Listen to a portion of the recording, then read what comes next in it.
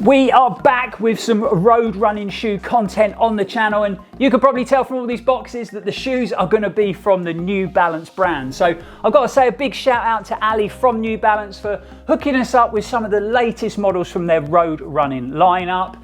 But today we are taking out their super trainer, their new super trainer for its first spin, the FuelCell SuperComp V2. Now these sit in a very similar category to the Kinvara Pro from Saucony that we tested out a few weeks ago. So it's going to be really interesting to see how these compare. So let's give you guys a few facts and figures about the shoe and its construction, and then we are taking these out for their first run.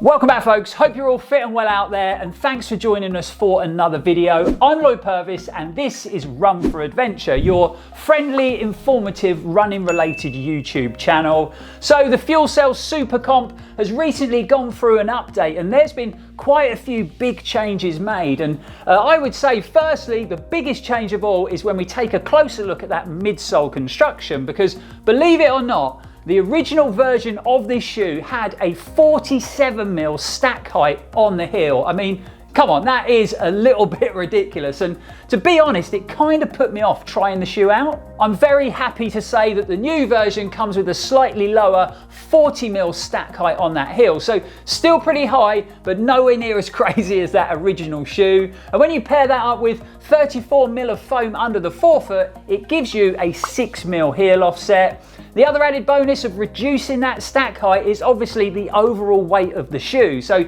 you actually save 38 grams now with the V2s compared to the original version of the SuperComp trainer. My pair in a UK 10 tips the scales at 290 grams, which I actually thought was pretty reasonable when you take into consideration the amount of soft, bouncy fuel cell compound you get in that midsole. Also, when it comes down to that midsole design, you can see we've got a pretty aggressive rocker geometry there just to help you in that forward motion. And like any good performance-driven running shoe these days, we've got a good old carbon fiber plate sandwiched between those two layers of fuel cell foam.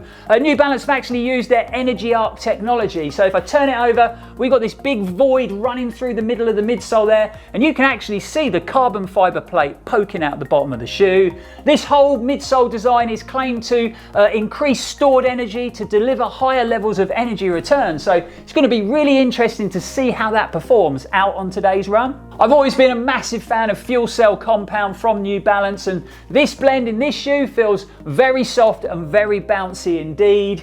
Obviously it is very stiff at the midfoot because we've got that rigid carbon plate worked into that midsole construction, and super happy to see if I flip it over, we've got a really good helping of lightweight blown rubber on that outsole to help when it comes to durability. This was actually an area I wasn't fully convinced with when it came to the Kinvara Pro from Saucony, because that's got a fully exposed power run foam outsole, which I'm never a fan of, especially on a training shoe that's going to retail for £200. When it comes down to the upper design, as you can imagine, in a performance shoe, we've got this nice lightweight engineered flat knit upper construction, so should make that shoe nice and breathable. We've got a pretty thin design on that gusseted tongue, and I'd say a moderate level of padding around that ankle collar. New Balance have worked in a slight sort of flared heel design, and we've got a traditional lacing system with a little bit of reinforcement around those lace eyelets just for a bit of extra durability. I always tend to find that New Balance road shoes fit and work really well for my foot shape, and in fact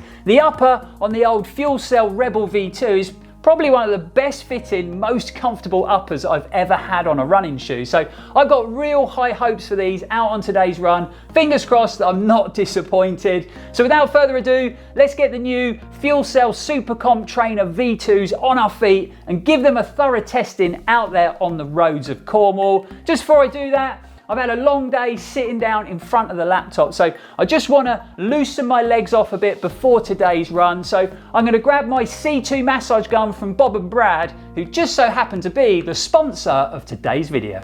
I do tend to have a pre-run routine, which has kind of come around over the last sort of year or so while I've been having these reoccurring issues. So I'll grab and jump on my trusty foam roller and I'll give my left and right lower leg probably a good 5 minutes rolling, and then I fire up my Bob and Brad C2 massage gun. So this is just a sort of pre-run warm-up. So what I tend to do is I'll stick with the ball attachment, or I'll go for the flat head attachment sometimes, and I'll just have the gun set on a nice sort of mid-gentle setting, say number 3. So let's pop the ball in, let's fire the gun up, and what I tend to do is I'll focus on my problem areas first. So I'll get in the calf muscles on both sides. I'll also work up and down those shins. That feels really good. Work up and down those shins, and I'll get in the soles of both feet. And I really do find that this helps to loosen everything up with a good massage and flush any sort of build up out of those lower legs. And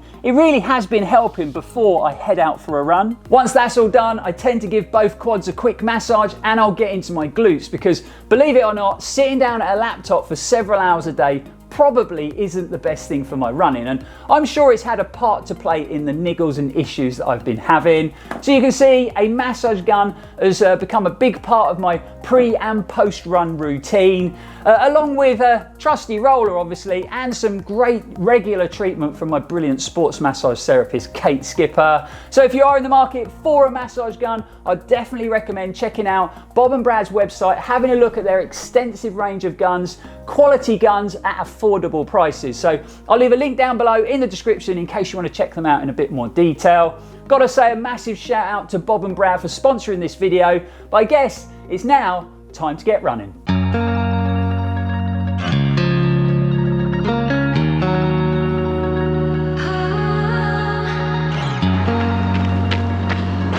Wow, they are definitely very soft and very bouncy.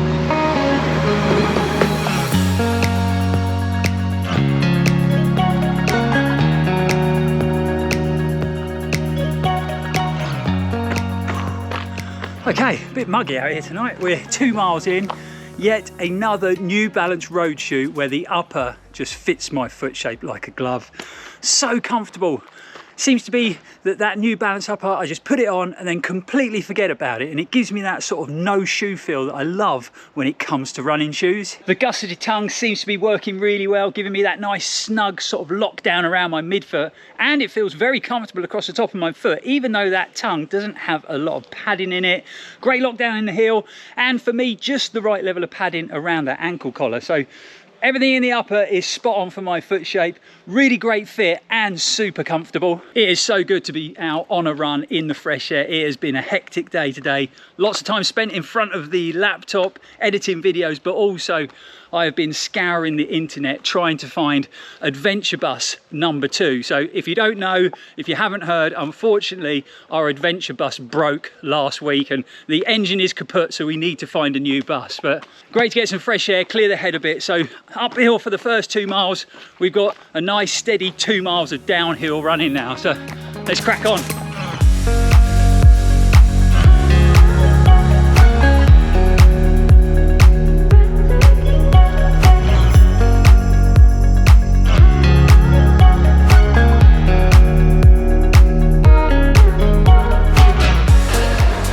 I don't know how this happened. I was just bobbing along, doing a shoe test. I bumped into this rabble, and now I'm doing reps of a hill. This weren't in the plan. I'm knackered. I'm doing one. That's it. I'm tapping out. I'm tapping out. Well, enjoy the next 11, boys. I'm just gonna have a sit down. Sorry, Wise. And I'll carry on my nice steady run. Yeah, good to see you, boys. Go steady. So that's a few of the runners from my old running club, Hale Runners. Always good to bump into them around Hale. Nice to spend a few miles with them. So we are at 5 miles already. So those last 3 miles ticked along super quick. So let's discuss this very bouncy, deep stack midsole in a little bit more detail. First of all, that FuelCell compound is super soft, super bouncy. It really is. You know, I'm a massive fan of it. So comfortable, it feels so responsive. Feels like it's returning lots of energy. And I've got to say it, one of the first carbon plated shoes where I can actually feel that sort of carbon plate working and giving me some added propulsion. The only thing I'm not sure about is the level of stability. You know, you are very high off the ground, that fuel cell compound is very soft, and you've got a rigid carbon plate in the middle of it. So that platform does feel a little bit wobbly. It could just be me getting used to the shoe, but it does feel a little bit unstable at times. But we'll see how we get on in the rest of the run. There they go again.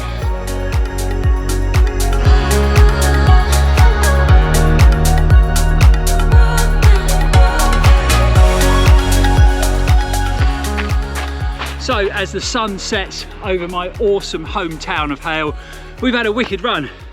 Just over 7.5 miles, probably got half a mile to go till I get home, so it's going to be a solid 8 miles in the legs. Awesome to tag in with the Hale runners group there. I ran sort of 2.5, 3 miles at a quicker tempo, so there was a really good test of the shoe. Lots and lots of positives about this new SuperComp Trainer V2, but there might be one negative as well. But I think it's time for some dinner, so let's get back to the studio. I'll have something to eat, and then we'll give you guys a full breakdown of how the shoes performed on today's run.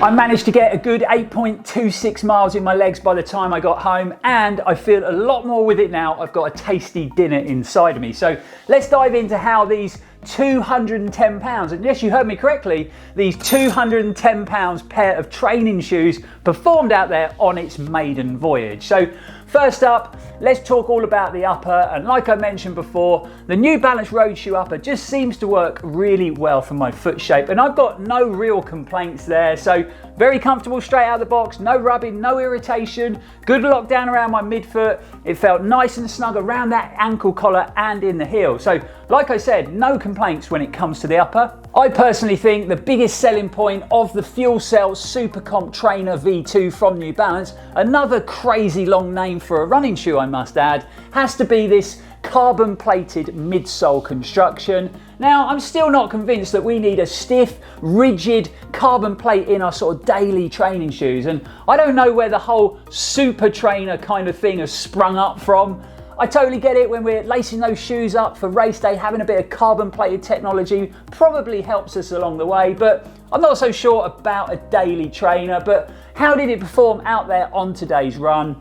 The first thing I've got to say is the fuel cell compound in this shoe is very, very soft, and it feels like it's returning good levels of energy. So they felt nice and bouncy underfoot. And I also mentioned out on the run that I could really feel that carbon plate kind of giving me some propulsion as I ran along, and it's probably the most noticeable carbon fiber plate I've ever had in a running shoe. But you know, it is pretty stiff, and I'm not sure whether I noticed it too much, if you get what I mean. Another thing I also picked up on was where you've got those two layers of very soft, very springy fuel cell compound, and then you've got that stiff, rigid carbon plate sandwiched between those two squishy layers. I'm using all the technical terms today, squishy layers. The midsole did feel a little bit wobbly underfoot when I first started the run. I kind of felt like I was working pretty hard in my lower leg and in my ankles, trying to sort of stabilize this platform. Now I run and always have done off a pretty neutral gait, but it did feel like I was working hard out there. I think it did get a little bit better towards the end of the run, so maybe it was just me adjusting to a different setup when it comes to a new running shoe. But I would definitely say if you feel you do rely on a bit of extra structure and support in your road running shoes, then maybe these wouldn't be the most stable of options. I'd love to hear from you folks. If you ran in the previous version of these with that crazy stack height of 47 millimeters, I'd love to know how stable that platform felt when you were running along. So get in the comments below and let us know. So I'm not fully convinced by this midsole setup, and obviously this is just our first 8-mile run, and it's going to be really interesting to see if that unstable feel kind of settles down as I put more miles into the shoe. But there is one other issue with this midsole, and for me this is a bigger issue, and in fact it's more outsole really. So clearly if I flip it over, we can see we've got this big groove, quite deep, running down the center of that outsole. Now whenever I see designs like this, I do get a little bit concerned, and I'm worried that this groove is going to pick up all kinds of things as we're working our way out there running. And yes folks, we have got a stone trap. So I was about 2 miles into the run, and I was running along, minding my own business, and then I could hear this. So I stopped, flipped the shoe over, and there was a big stone wedged in that void down the middle of that outsole. Now, you know, this really is one of my pet hates when it comes to running shoes, and whenever I see this sort of groove design on a shoe, I always get concerned. Now, I could have just been unlucky. It did only happen once on the run, but it really isn't a good start with your first run in a new shoe. So there you have it, folks, the ups and downs of our first outing in New Balance's new Super Trainer. Obviously, this is just feedback after our first short run. I'm going to continue to put miles into the shoes because I think it'd be really interesting to compare these against Saucony's new Super Trainer, the Kinvara Pro that we tested out a few weeks ago. Obviously, both Super Trainers from different brands, similar price points, and they're kind of designed to do the same job in your running shoe rotation.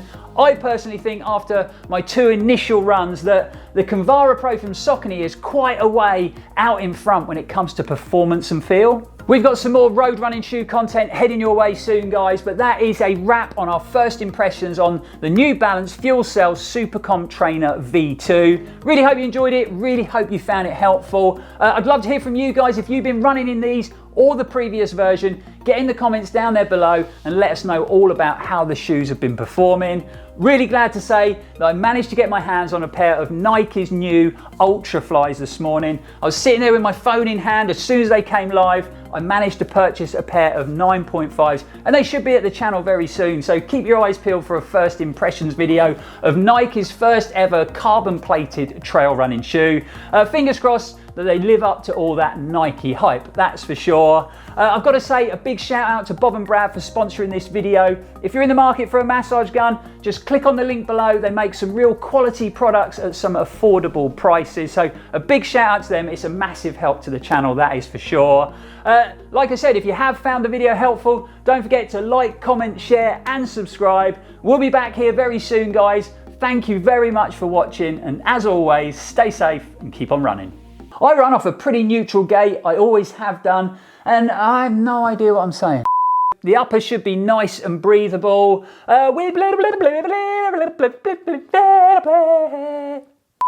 Now, whenever I see outsole designs like this on running shoes, I always get a bit concerned because I'm worried that this void is going to pick up all kinds of things as you're working your way along on your run.